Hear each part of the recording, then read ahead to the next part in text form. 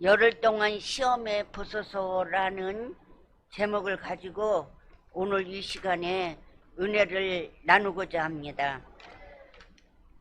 여호수아 1장 8절에 보면 이 율법책이 내 입에서 떠나지 말게 하며 주야로 그것을 묵상하여 그 가운데 기록한 대로 다 지켜 행하라. 그리하면 내 길이 평탄하게 될 것이라. 내가 형통하리라고 말씀했습니다. 우리가 율법책을 입에서 떠나지 않고 우리가 늘 묵상하며 기도할 때에 하나님께서 우리에게 인도하여 줄 줄로 믿습니다. 즉 우리가 살아계신 하나님의 말씀을 많이 듣고 배우고 묵상한다 해도 그 말씀을 직접 나의 삶에 적용시켜 생활하지 않는다면 아무런 도움을 내게 주지 않을 뿐 아니라 하나님을 기쁘시게 해드리는 삶을 살지 못한다는 것입니다. 우리가 하나님의 말씀을 들었으면 그 말씀을 우리가 믿고 그 말씀을 실천해야 되는데 우리는 말씀을 듣기만 하고 실천하지 못할 때가 많이 있습니다. 근데 실천할 때에 하나님께서 우리에게 응답해 주시고 하나님께서 우리를 도와주십니다. 우리가 신앙생활하는 데 있어서 말씀을 생활화한다는 것은 자동적으로 되어지는 것이 아닙니다. 우리가 아무리 애를 써도 되지 않을 때가 있습니다. 우리가 말씀을 듣고 그대로 행하려고 해도 그것이 안 될 때가 많이 있습니다. 즉 우리가 진정으로 살아계신 하나님의 말씀을 내 삶에 적용하여 생활하기 위해서는 뜻을 정하는 결단이 있어야 하는 것입니다. 내가 목표를 놓고 그 뜻을 정해서 그것을 향하여 우리가 나갈 때에 이루어지는 것입니다. 우리가 기도할 때도 목표를 정해놓고 그것을 위하여서 간절히 기도할 때에 이루어지는 것을 볼 수가 있습니다. 오늘 본문에 나오는 다니엘과 그의 세 친구는 포로로 잡혀간 후 환관장에 의해 이름까지 바뀌고 원하지 않는 환경 속에서 살게 되었지만 그들의 마음속에 있는 하나님에 대한 믿음은 바뀌지 않았습니다.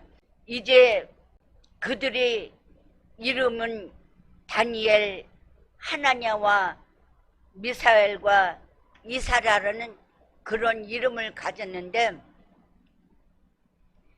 우리가 일제시대에 우리나라 이름을 쓰지 못하게 하고 일본 이름으로 바꾸게 한 것 같이 이 세 친구들에게도 이름을 이렇게 바꿔주는 것을 봅니다.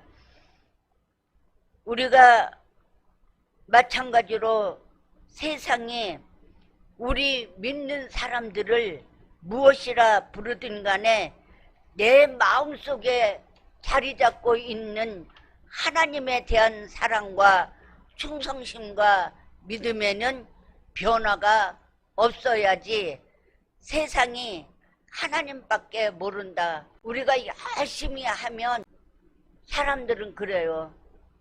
저 사람은 하나님밖에 모르는가 봐.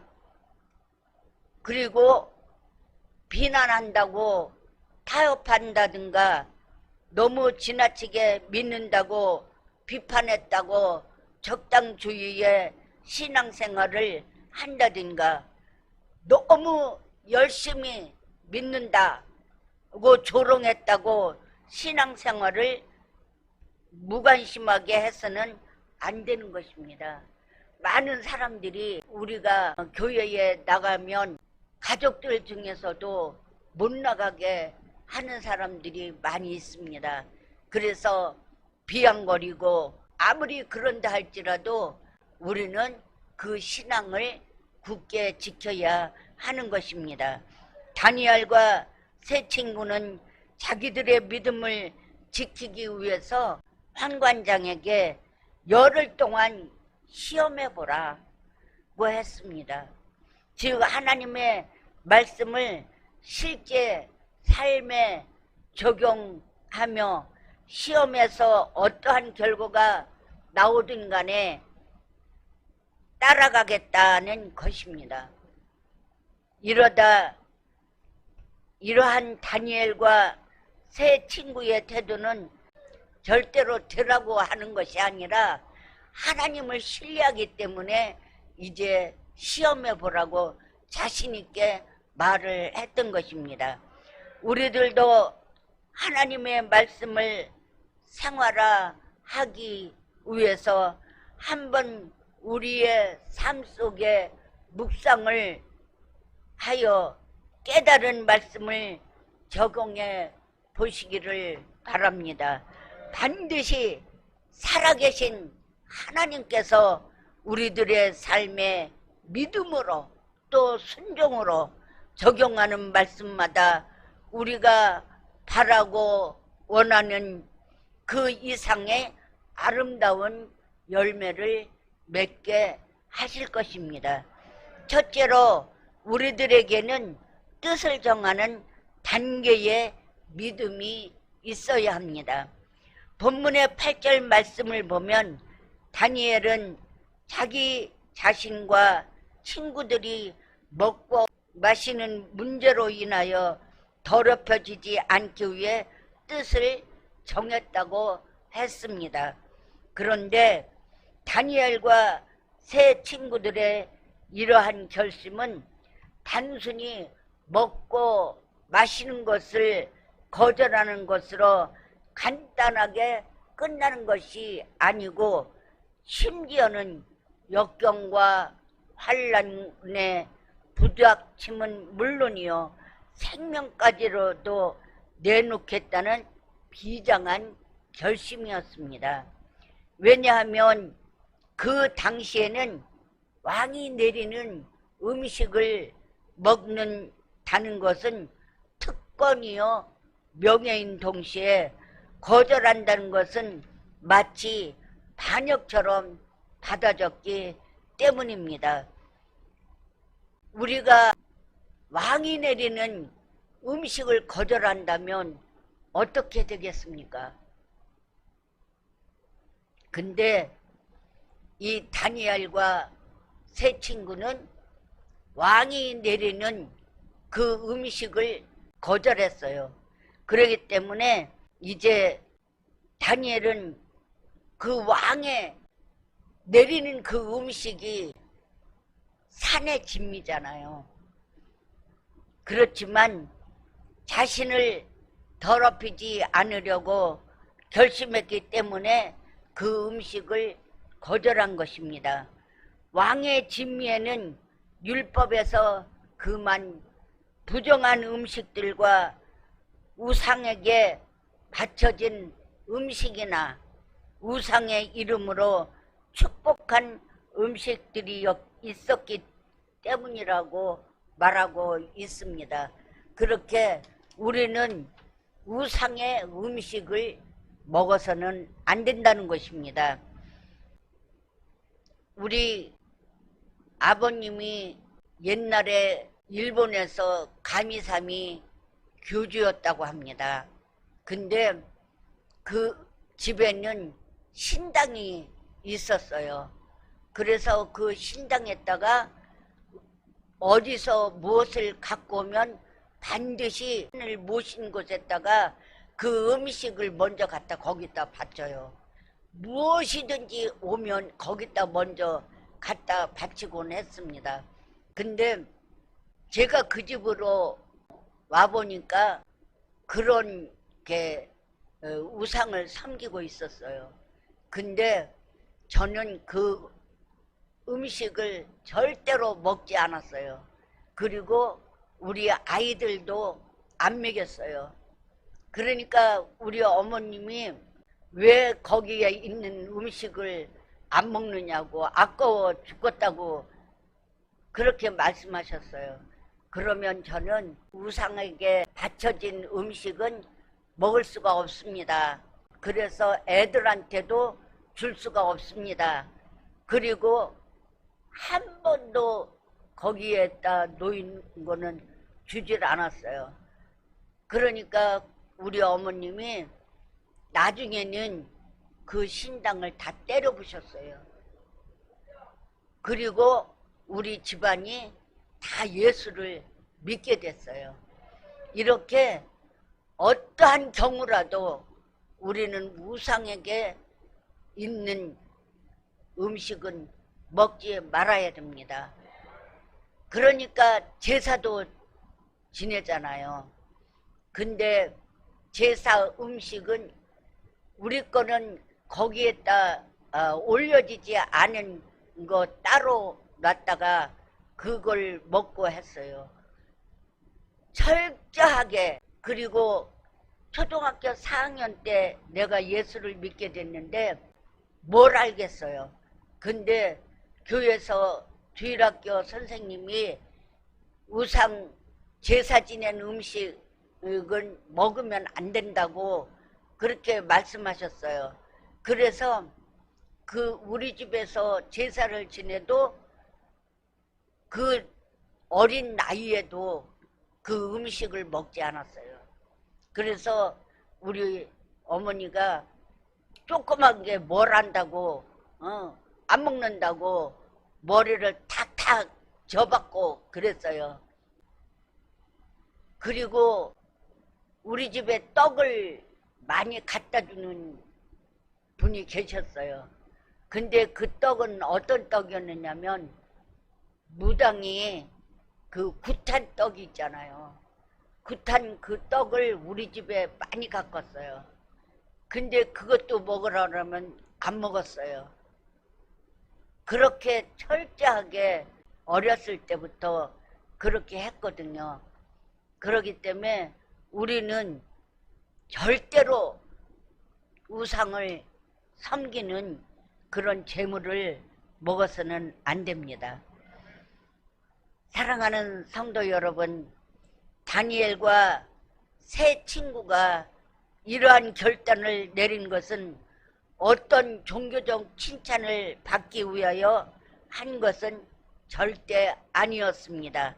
오히려 그들은 하나님을 기쁘시게 해드리기 위해 이와 같은 믿음의 결단을 내린 것입니다. 사도 바울은 갈라디아 교인들을 향하여 이제 내가 사람들에게 좋게 하랴, 내가 지금까지 사람의 기쁨을 구하는 것이었다면 그리스도의 종이 아니니라고 갈라디아서 1장 10절에 말씀합니다. 하나님만을 기쁘게 해드리겠다는 뜻을 정했기 때문에 그는 말할 수 없는 핍박과 환난, 순환과 수욕, 매맞음과 굶주림 등을 능히 감당할 수 있었던 것입니다. 오늘날 성도들이 신앙생활을 하면서 바로 이 문제를 해결하지 못하기 때문에 뜻을 올바로 정하지 못하는 경우가 많습니다. 무슨 말씀이냐 하면 우리는 신앙생활을 하면서 하나님도 기쁘시게 해드려야 하겠고 또 매일매일 삶 속에서 자기 자신도 기쁘게 해야 되겠고 또 매일같이 대하는 다른 사람들도 기쁘게 해줘야겠고 하니 형편과 환경과 처지에 따라 내 신앙은 왔다 갔다 하게 되니 뜻을 정하여 하나님만 기쁘시게 해드리는 것이 불가능하게 되는 것입니다. 우리는 예수를 믿으면서도 사람들의 그 마음을 사기 위해서 이렇게도 했다 저렇게도 했다 그런다는 것입니다. 우리는 누구를 위해 어떻게 뜻을 세우는가의 중요성을 알아야 합니다. 심지어는 명예를 얻고 지위를 얻고 돈을 벌고 쓰는 일까지도 다 올바른 뜻을 정하여 믿고 나아갈 때 우리는 하나님을 기쁘시게 해드리는 삶을 살게 되는 것입니다. 한국에 전도하기 위해서 나온 미국인 전도단 일행이 판문점을 구경하는데 필요한 경비 2불씩을 내라고 하니 안 가겠다고 하는 자들이 많이 나왔는데 그 후 고아원과 양로원을 위해 헌금을 하자고 하니 2불을 아끼던 사람들이 10불, 20불씩을 아낌없이 내놓더라는 것입니다. 즉 돈을 쓰는데도 무엇을 위해 쓸 것인가 뜻을 정해놓고 사용할 때는 하나님을 기쁘시게 해드리는데 사용할 수 있게 되는 것입니다. 우리가 연탄값을 모았잖아요. 그래서 전달해 주었잖아요. 우리가 여기 계신 분들이 얼마나 계십니까? 근데 연탄값을 내라고 하니까 없는 가운데서도 힘 닿는 대로 모금을 해서 우리가 드렸습니다. 이렇게 한 마음 한 뜻이 되어서 다른 데 쓰지 않고 불우 이웃 돕기를 한다고 하니까 그렇게 돈이 이곳에서 300만 원이 넘는 돈이 모을 수가 있었던 것입니다. 아낌없이 드렸잖아요. 좋은 일에 쓰기 위해서. 그렇기 때문에 우리는 정말 하나님의 뜻에 매일매일의 삶의 뜻을 정하되 오직 하나님 한 분을 기쁘시게 해드리기 위한 뜻을 정하고 살 때 삶의 참부람을 느끼는 것입니다. 우리가 불이웃 돕기를 하고 나니까 기쁘잖아요. 그죠?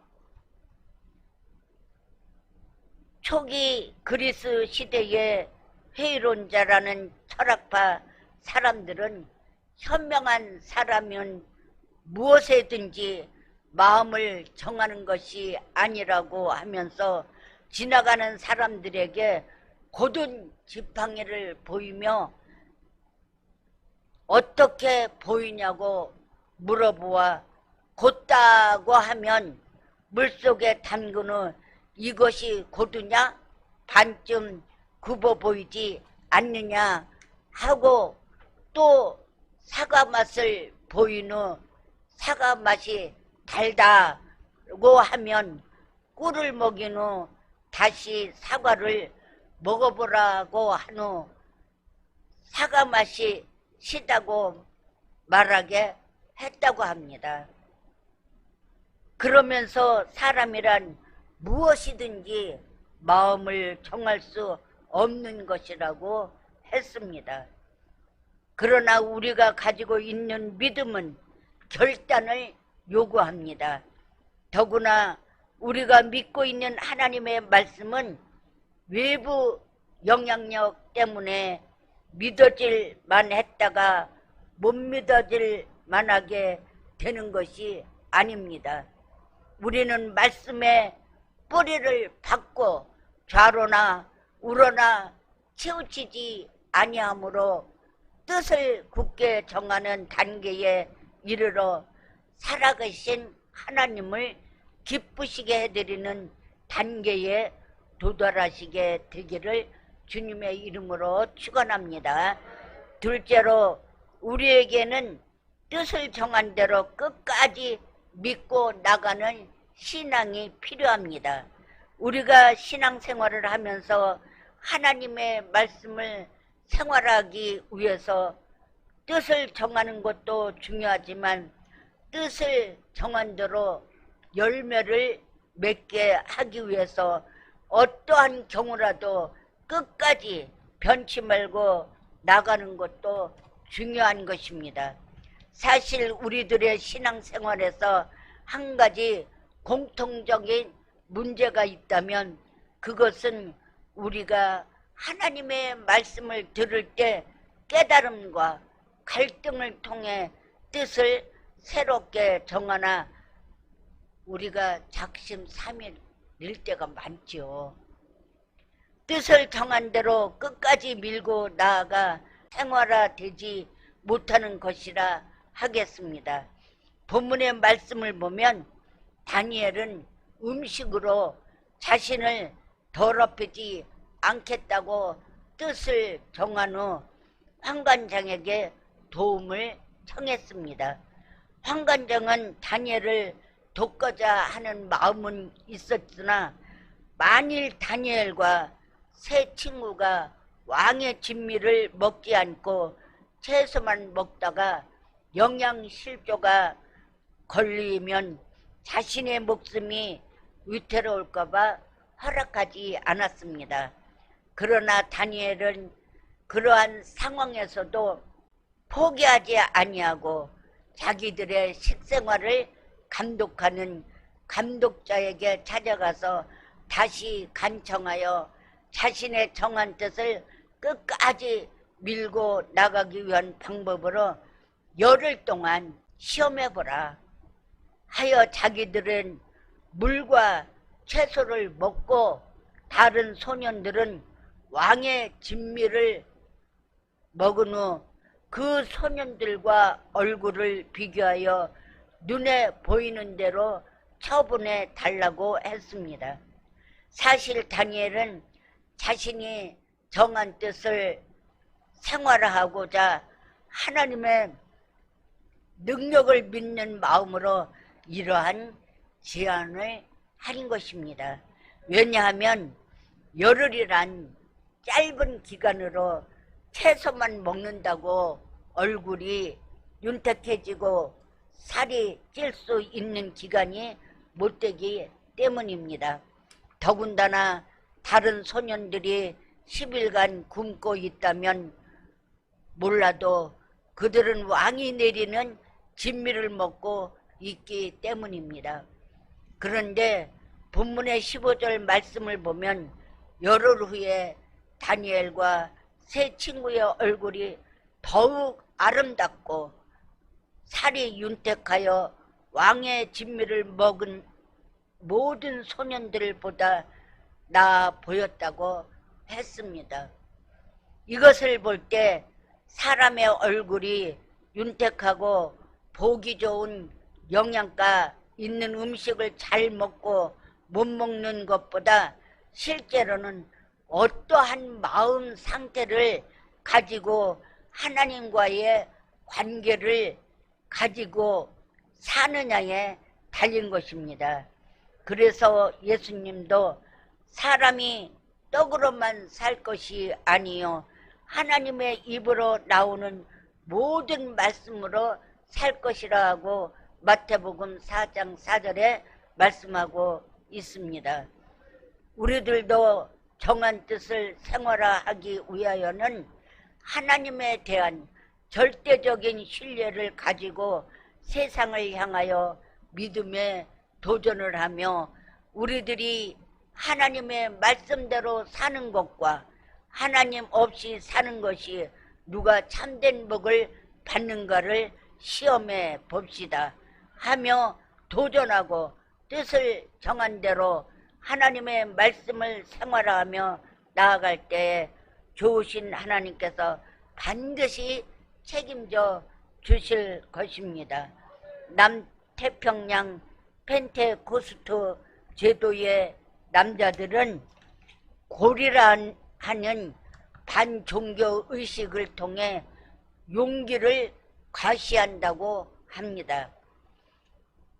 이들은 30m 높이 위에 나무 꼭대기에서 땅으로 다이빙을 하는데 발목에 밧줄이 매여 있어서 머리가 땅에 부딪히기 전에 붙잡아 주는 것입니다. 물론 거꾸로 떨어져 머리에 땅에 가까울수록 그의 용감성을 인정받게 되는 것인데, 만일 밧줄이 느슨하게 풀려 있다든가 아예 부러져 있으면 그는 그대로 땅에 머리를 박고 죽어버리는 것은 더 말할 필요도 없는 것입니다. 그런데도 불구하고 남자들이 나무 꼭대기에서 뛰어내리는 것은 발목에 맨 밧줄을 믿기 때문입니다. 우리 성도들도 자기 자신을 말씀으로 붙들어 매고 세상으로 뛰어들어가 하나님 말씀대로 사는 것을 과시해야 하겠습니다.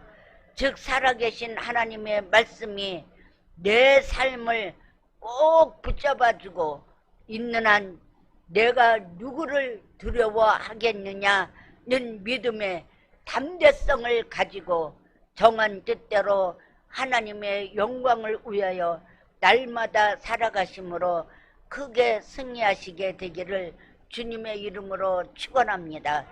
셋째로, 하나님의 뜻을 우리의 삶 속에 이루어 나가면 하나님께서 축복해 주신다는 믿음이 있어야 합니다.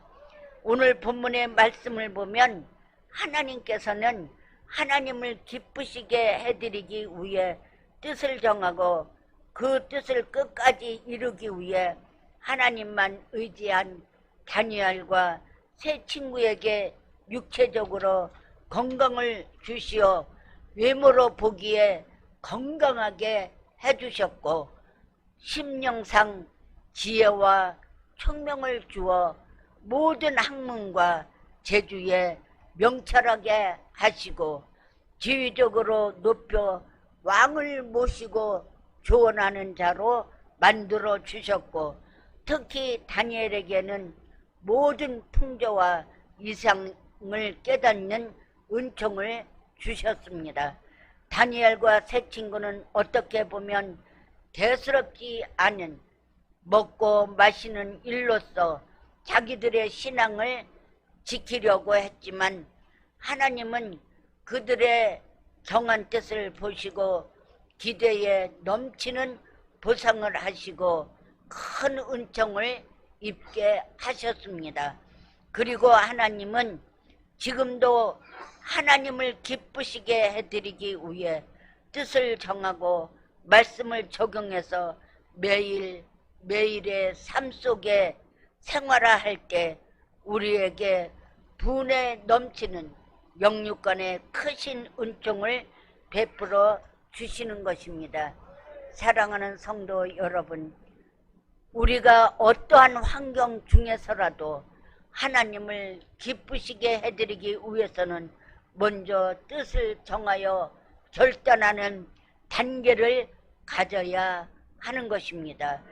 왜냐하면 이러한 신앙생활에 결단하여 뜻을 정하는 단계가 없이는 신앙생활의 성장을 가져오지 못하기 때문입니다.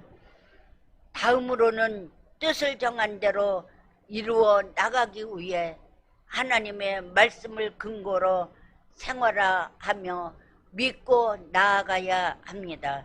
마치 다니엘과 세 친구가 우리를 열흘 동안 시험해 보소서라고 한 것처럼 말씀대로 믿고 적용하며 살아가는 우리를 시험해 보소서라고 담대히 말할 수 있어야 합니다. 그러면 반드시 하나님께서 우리를 책임지시고 영육간에 건강하게 하시고 삶을 살 수 있도록 지혜와 능력을 허락해 주실 것입니다.